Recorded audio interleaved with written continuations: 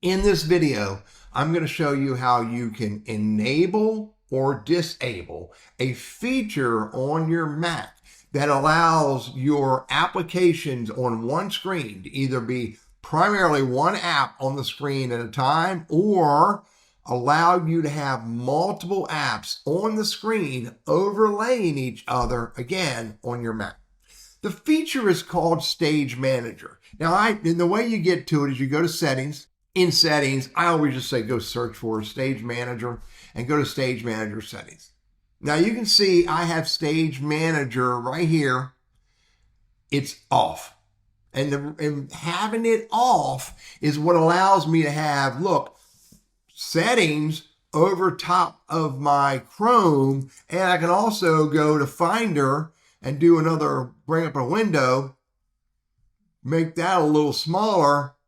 And look, I have Finder and Settings over top of Chrome. Now, that may be great for you. And actually, I think I want to go back to that for a while. Let me show you what happens if you turn Stage Manager on. Watch the screen when I click Turn It On. Go over here, click, and look what happens. It closed down Chrome and Finder and Zoom and Evernote, and it makes Settings the primary window. Now, if I go over here and click on Finder, look what happens.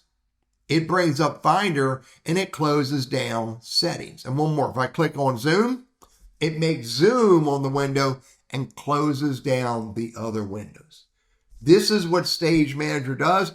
It may be very useful for you to reduce the distractions from other apps when you're focused on doing something really important at this time.